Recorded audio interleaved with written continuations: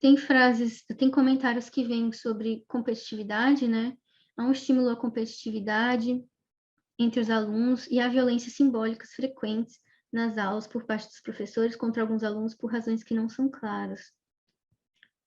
Orientadores querem apenas artigos publicados e quando se tenta expor problemas acadêmicos e dificuldades devido à pressão psicológica, eles ignoram. Falta entendimento que o aluno também é um ser humano. Pressão totalmente desmensurada para produzir. A vida do pós-graduando, em grande maioria dos casos, é sinônimo de tristeza, sofrimento mental, ansiedade, muita depressão, baixa autoestima, sendo estes sintomas que sinto com bastante frequência. E não temos a ajuda de ninguém. A gente tem que dar conta de entregar a pesquisa no prazo certo, mas ao completarmos essa etapa, no final estamos destruídos emocionalmente, fisicamente, mentalmente. É muito angustiante em você ver que um sonho virou um trauma na sua vida, que pode demorar anos para recuperar, caso consiga. Sinto a completa falta de interesse dos professores em trocar experiências. Isso só ocorre se eles sentem que podem ganhar algo pessoal ou profissionalmente. Mais difícil não são as matérias, e sim resistir a uma estrutura tão desviada do seu foco e voltada para si própria. A gente tem aqui, né, relatos de várias áreas também, não é restrito a uma única área, são pessoas de todos os cursos, como vocês podem ver, se vocês lerem. Tudo que fazia não estava bom, mostrei meu projeto para o orientador na frente dos meus colegas, e eles ficavam me escrutinando na frente deles, me desvalorizando, fazendo perguntas que nem eles mesmos sabiam. Tranquei o mestrado no primeiro semestre devido a uma depressão. Estava estressada, descrente e sobrecarregada. Perdi mais da metade do meu cabelo e chorava em situações variáveis. Não conseguia mais me identificar com o meu trabalho e ainda fui reprovada em uma disciplina sem justificativa. Devido ao meu estado mental, não quis pedir revisão de nota. Apenas comuniquei à orientadora o truncamento do curso devido à minha situação mental, ocasião na qual ela me disse, abre aspas, depressão é comum no meio acadêmico. Muitos alunos e professores a têm e tomam medicação, inclusive eu. Fecha aspas. Senti que a situação foi banalizada, tanto a que os professores vivem, os que têm depressão, como a minha, por querer sair do curso. Não tenho plano de voltar ao meio acadêmico. Surpreendentemente, minha depressão melhorou de forma considerável após o truncamento. Passei quase 2 meses sem conseguir abrir minha dissertação quando estava em frente ao PC e senti ânsia de vômito, calafrios e choros espontâneos. Já procurei apoio psicológico na universidade por mais de 1 ano e nunca tem vaga. A universidade em si é totalmente alheia à saúde mental dos alunos. Pelo contrário, em diversos contextos, professores trabalham para produzir adoecimento psíquico. Alguns professores atacam alunos de pós-graduação para atacar indiretamente os orientadores desses alunos, o que é uma covardia. É o caso do professor Tal, do Instituto de Geociências. Os professores da UNB são completamente indiferentes aos alunos, principalmente os que têm cargos de chefia, como o coordenador do curso de agronomia, professor Tal. Esse aqui já faz tempo, ele não é mais coordenador. Enfim, passando aqui rapidamente, a pós-graduação se tornou um inferno mental. Os orientadores abandonam os alunos e tratam os alunos mal. Os coordenadores trabalham contra os alunos e não cobram o prazo dos orientadores. 90% dos meus colegas estão no psiquiatra tomando remédio antidepressão. O problema da pós se resume a 90% à forma como que os alunos são orientados. A exigência de produtividade científica desnecessária, pesquisa sem apoio financeiro e muita vaidade acadêmica. Além de tudo, o orientador é uma peça figurativa, um inimigo do saber. Se a universidade quiser reduzir os índices de frustração, evasão e suicídio acadêmico ou não, precisa rever o papel do orientador. Finalmente, estudar deve ser prazeroso e não danoso ao ser humano. Um último comentário aqui para fechar essa parte. Não falamos sobre isso porque a universidade como um todo quer quadros com percursos acadêmicos irretocavelmente bem-sucedidos, reproduzindo métodos de aprendizagem e pedagogia ultrapassados, individualizantes, competitivas e extremamente quantitativas. O que está em jogo não é o trabalho colaborativo, o resultado coletivo e a sua qualidade na construção de debates e alternativas comunitárias, mas apenas currículo e prazos. De modo que, se verbalizamos e visibilizamos adoecimentos diversos, sobretudo de ordem psíquica, somos ridicularizados e desacreditados, além de taxados como incompetentes e fracos.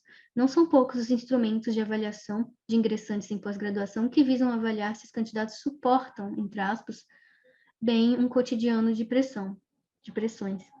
Não entendo como um ambiente que deveria construir conhecimento e aprendizagem, que viabiliza o direito cidadão à educação, precisa se tornar um ambiente de sacrifícios a serem suportados em nome de índices, métricas e marcadores de qualidade que só medem quantidade. Logo, ações que não se debrucem sobre esse tipo de estrutura, a fim de discuti-la ou modificá-la, apenas minimizarão efeitos. Esse tipo de enfrentamento parcial só fortalece o falso entendimento de que se trata de patologização individual. É tudo que os professores querem, inclusive, pois reforça o binômio mérito-fracasso, competentes fracassados, e não de um problema estrutural maior que se agrava com a precarização e desmonte da educação pública no país. Eu trouxe aqui só para a gente ver algumas frases aqui desse livro do Darcy, que é inclusive aquele que eu citei no começo, onde ele fala sobre a própria universidade, se referindo aqui à evasão, a própria universidade, que foi quem fracassou com esses estudantes que estão cometendo suicídio ou que estão evadindo, ao considerá-los fracassados, e só permite, no máximo, trancar uma matrícula e regressar anos depois, no mesmo estreito programa de estudos. Mas a gente tem muita esperança, assim como nessa frase aqui do Pompeu de Souza, que está presente aqui no prólogo desse livro do Darcy. Assim era a Universidade de Brasília, nosso UNB, um ato permanente de criação e de crítica da própria criação. Então, a gente está num local passível de mudança. Então, se a gente pensa a UNB aqui, né, feito por pessoas, e cada bolinha dessa é uma pessoa, elas têm relações entre si, né? E a gente quer fazer diferente, porque aqui no meio está acontecendo todas essas discriminações, violências diversas, assédios, mas a gente tem pessoas aqui que sabem olhar, sabem identificar se está tendo um tipo de violência velada ali, se tem alguém passando por sofrimento mental, seja um técnico administrativo, seja um professor, seja um estudante. E aí essas pessoas, elas estão aqui, né, com essas bolinhas laranjas, e elas têm uma área de atuação. Inclusive, a gente tem aqui, né, por exemplo, a da azul poderia ser também uma dessas bolinhas que tem uma área de ação, talvez uma área de ação um pouco maior. E quanto mais pessoas a gente tem e que possam trazer, que a gente crie um protocolo para trazer essas questões a público, maior vai ser a nossa área de alcance, digamos assim, e maior ainda se a gente ligar essas pessoas numa rede. Aí a gente vai construir um organismo vivo que vai estar fazendo essa promoção de uma humanização contra essas violências que já são naturalizadas, que já são culturais. Então, para a gente mudar uma cultura, a gente precisa ter uma estratégia que alcance, sim, as pessoas em massa. Só que a UNB não é daquele tamanhozinho. Aqui já eu estou amplificando, mas a UNB ainda não é desse tamanho e nem desse. E nem desse. A UNB é desse tamanho. Eu contabilizei aqui no programa, aqui tem aproximadamente 50 mil bolinhas. E na UNB a gente tem, né, 54 mil. Então, se a gente conseguir ter pessoas que sejam esses mobilizadores dessa rede aqui, dessa malha, com formação, com esse tipo de visão humanizante, a chance da gente promover uma mudança cultural, que no fundo é o que a gente deseja, que no fundo é o que vai também repercutir na sociedade, é maior. Então, a gente pensa em ações em rede que podem ser, como, por exemplo, isso aqui. Eu tenho aqui nessa bolinha amarela a ouvidoria, digamos, que recebeu um comunicado falando assim, uma denúncia anônima falando uma menina sofreu assédio lá na faculdade de Direito. Mas não falou quem foi, anônimo. Então, tipo assim, o que a ouvidoria vai fazer? Teoricamente, ela não pode nem acionar o CEPAD para fazer uma investigação o punir, porque não tem nome de ninguém. Mas, né, se a gente estiver atuando em rede, o que ela pode fazer? Falar que alguém da própria ouvidoria, que seja do grupo de mobilizadores, que seria esse grupo da bolinha laranja, falar, tem alguém aqui está fazendo algum projeto sobre assédio sexual? Tem como fazer uma atividade lá na Faculdade de Direito? Tá precisando. Aí, beleza. Grupo de projeto de mediação ou pessoas da rede Humanizar mesmo podem ir lá. Ou, sei lá, por exemplo, a da Azul vai fazer uma atividade com essa temática, leva para lá. E aí, nessa mesma roda, faz, sei lá, uma grande roda. Isso é só um exemplo de funcionamento da rede, tá? E aí, faz uma grande roda. A própria rede Humanizar providencia para que várias pessoas importantes, assim, que precisam ouvir isso, estejam presentes.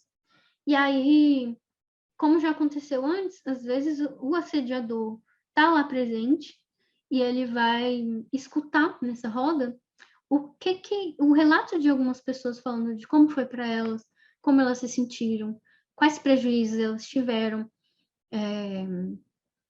E ele mesmo pode, se for um espaço realmente de aceitação, de promoção da humanização, às vezes ele pode até falar ali, poxa, eu estava fazendo isso, mas não sabia que tinha esse impacto, porque a minha educação foi de tal jeito, eu sofri isso, isso e isso, eu achei que era normal, ou sei lá, e aí a gente conseguir ter um diálogo para a promoção de educação, e não simplesmente de punição, porque o jeito que a justiça tradicional ali, né, a própria ouvidoria funciona atualmente é de promoção de correção por meio de punição, por meio de chamar atenção, mas a gente não tem ações efetivamente que promovam uma restauração e uma educação e transformação dessas pessoas, porque não adianta você simplesmente excluir a pessoa do grupo, não adianta simplesmente eu demitir alguém que está cometendo assédio, porque o assédio continua aqui. Eu tenho que fechar a fábrica do assédio, e ela só vai acontecer com educação e com transformação cultural. E é isso que a gente está propondo aqui nessa rede. A gente tem aqui na UNB a Corredes, que vou apresentar aqui um relatório, né, da Corredes, que é justamente uma coordenação de articulação de redes para prevenção e promoção de saúde. São várias pessoas aqui, né, trabalhando aqui na Corredes, exaustivamente, fazendo diversas atividades, terapia comunitária, a gente tem aqui 300 pessoas, isso aqui só no mês de março, tá? Show estresse, acolhimento de uma pessoa, visualizações no Instagram, mais de 500, né? Com essas publicações aqui, articulação de redes, né? Contato com cada um desses departamentos, gerências, faculdades, participação de diversos GTs, participação na construção de políticas, caminhos para o perdão, né? Eu acho que é um curso, também atendendo aqui aproximadamente 20 pessoas. Estágio aqui com 5 pessoas, 6 pessoas de estudantes bolsistas, várias atividades administrativas, realização de eventos online, como, por exemplo, essa roda de mulheres, a mesa de maternidade, que sim, o vídeo no YouTube tem 200 acessos, e uma palestra sobre saúde mental, aqui lá em Sobradinho também, atingindo um público até externo ao UNB. Só que quando a gente pensa, eu fiz um cálculo rápido estimando, né, 30 pessoas naquela palestra, mas aqui as visualizações no YouTube, visualizações no Instagram, eu estimei aqui que eles têm um alcance de aproximadamente 1.000 e poucas pessoas. E eu me pergunto se essas pessoas que acessam, que participam, eu já participei de várias dessas atividades, e o que eu vejo é que as pessoas que estão ali participando, vai ter uma roda disso? Eu vou, porque me interesso muito, são pessoas que elas já estão engajadas. E a questão é, como é que a gente vai pegar esse grosso aqui, que ainda acredita que é um fracassado e que é ele que não dá conta e que está com ideação suicida? Como é que a gente pode promover atividades para esse grosso aqui. Que, por exemplo, eu conheço departamentos que jamais, algumas pessoas ali que provocam bastante sofrimento psíquico e violências vão participar de atividades dessas. Como é que a gente acessa, entendeu? Aí, será que só esses programas aqui a gente vai estar dando conta? É muito importante a gente implementar esses outros dois aqui. A rede e a mediação.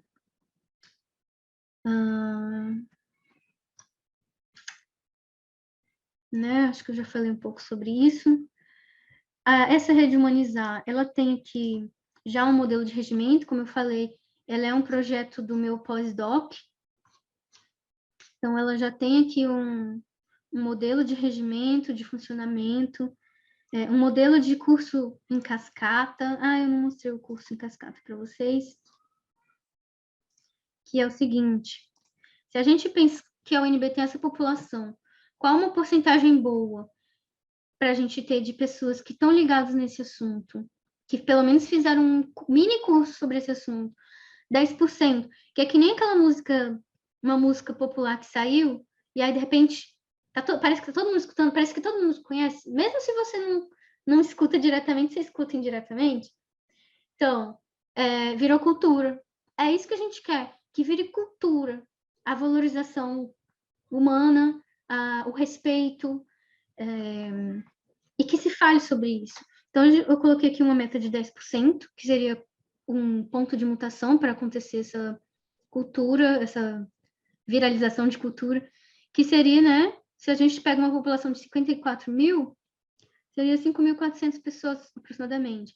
Então, fazer um tipo de curso Rede Humanizar, ou uma formação, que não vai ser um curso expositivo, jamais, vai ser uma vivência, porque se a gente quer trabalhar esses assuntos, não adianta empurrar conteúdo e fazer uma coisa simplesmente expositiva.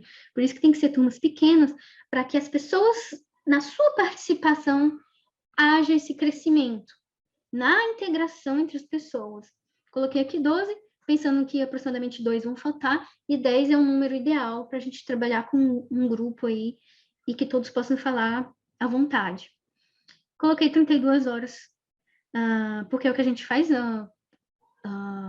dentro do planejamento dessa formação que a gente planejou, né? E ele dá 2 créditos já para estudantes que queiram fazer, se tornar mobilizadores, se tornar aquela bolinha laranja, e também pode virar um curso de progressão funcional. Aqui são detalhes da estruturação dele, que a gente não precisa aprofundar aqui, mas resumindo, quando é um curso em cascata, cada um desses 10 pessoas, 12 que estão na turma, cada uma delas vai ter a sua turma própria. Então, é assim, um dia da semana a gente tem uma vivência, no outro dia ele tem com a turma dele. Então, vão ser mais 12 pessoas atingidas na turma dele. Então, o curso ele vai ser em cascata. E, em seguida, depois que ele fez a reprodução, digamos assim, da vivência, a gente retoma juntos e cada um fala como que foi para você fazer essa multiplicação, né? E, por fim, a gente vai conseguir atingir aqui a nossa meta, né? Ainda passando um pouquinho. Aqui só detalhes de implantação, se a gente tivesse começado aqui no início do ano, né? A gente já pode planejar para o futuro. Em um ano a gente consegue fazer esses 8 ciclos aqui de formação. E as pessoas da outra turma que receberem essa formação da cascata vão receber um certificado de 10 horas, por exemplo. Uma organização na prática, né? Como que ficaria. Sobre a ementa, né? Que eu vou mostrar aqui nesse outro arquivo. Nessa formação, a gente veria sobre violências culturais, desigualdades sociais, assédio moral, sexual, discriminações, ideação suicida, automutilação, violências veladas, naturalizadas, escuta empática, motivações humanas, experiências individuais e paradigma pessoal, aspectos de interação, percepção, interpretação, sentimentos, necessidades, vontades, estratégias e ações, conteúdo de comunicação não violenta, né? Resumindo. Práticas restaurativas, caminhos tradicionais de fluxo de denúncia da ouvidoria, que a pessoa tem que saber. Não é simplesmente saber identificar. Eu identifiquei alguém que que está sofrendo um tipo de violência velada. Eu posso interagir com essa pessoa, mas eu também posso indicar para ela ir na ouvidoria, ou eu posso, de repente, criar um evento no departamento com essa temática para que a pessoa não se sinta coagida, mas como sendo uma coisa normal a ser conversada. O conhecimento da UNB, das unidades, criar protocolos de diálogo. Então, as pessoas que estariam nessa formação, elas estariam vendo isso tudo e sabendo como criar estratégias de humanização, como criar redes e me relacionar com outros departamentos, com outras pessoas, o que a gente pode fazer junto. Para isso, a gente vai ter também um espaço virtual, vai ter aqui espaço dos mobilizadores, onde eles vão fazer um mapeamento colaborativo, com o mapinha da UNB, e um campo para preciso de ajuda, ou preciso de ideias, está acontecendo tal coisa aqui, alguém tem alguma ideia, o que a gente pode fazer? Espaço de mediadores e de escutadores, que são coisas diferentes, né, os dois. Quadro de horários para revezar ali, para um atendimento. Uma parte de calendários, de grupos, de membros, né, meu perfil. Então, cada pessoa vai ter um perfil, você vai poder ver o perfil de outras pessoas, interagir, vai poder falar nesses murais com essas pessoas, né? Posso ajudar, preciso de ajuda, uma ideia de projeto, tipo, eu quero fazer tal coisa, mas não sei como fazer, precisaria de alguém de tal curso. Joga ideia lá, joga ideia. Que as outras pessoas podem ler e ver, eu também gosto disso, vamos fazer?